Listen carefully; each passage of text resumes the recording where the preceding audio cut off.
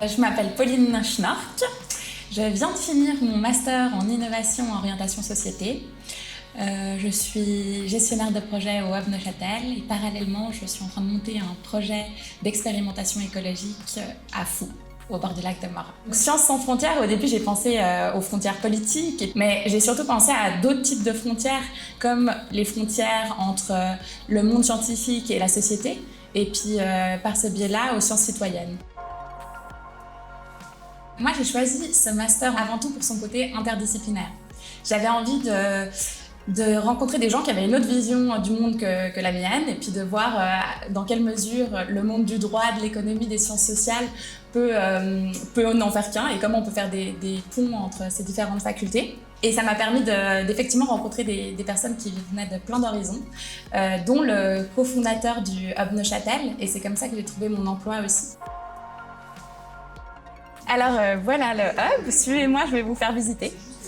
Voilà, ici c'est un des espaces collaboratifs. Le hub Neuchâtel, c'est un endroit qui réunit plein d'acteurs différents du monde académique, institutionnel, politique, entrepreneurial, associatif. Et moi je travaille particulièrement pour la plateforme Impacteur, qui est la plateforme qui réunit les projets à impact social ou environnemental. Et ça, c'est un projet qui se rapproche, à mon sens, des sciences citoyennes parce que le projet il permet de démocratiser les savoirs et puis de co-construire ensemble des programmes entre citoyens, chercheurs et puis entre l'État et l'entreprise. Donc là aussi, dépasser les frontières qui existent entre ces différents mondes-là.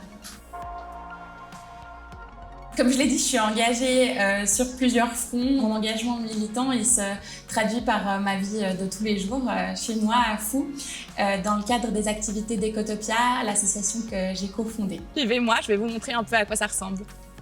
Ecotopia, c'est un lieu où on fait l'expérience de différents modes de vie écologiques. Et puis ça se voit à travers notre manière de cultiver. On cultive avec des semences paysannes de différentes manières, comme en permaculture, avec des forêts-jardins. On transforme aussi notre production avec des prototypes low-tech très peu énergivores, comme notre presse vélo ou bien notre séchoir solaire. Pour moi, c'est ça aussi l'enjeu des sciences citoyennes, en fait, c'est de redonner une place à des savoirs expérientiels, des savoirs locaux, parce que oui, il faut penser les problèmes très globalement, mais après, il faut trouver des solutions locales qui sont directement actionnables. Alors moi, je pense que l'université, le monde de la recherche, tout comme les entreprises, a le devoir de sortir la tête du guidon et doit abolir certaines frontières ou au moins les élargir pour ne négliger aucune piste. Il faut faire des ponts entre tous les mondes sociaux, académiques, politiques et agir dans le concret.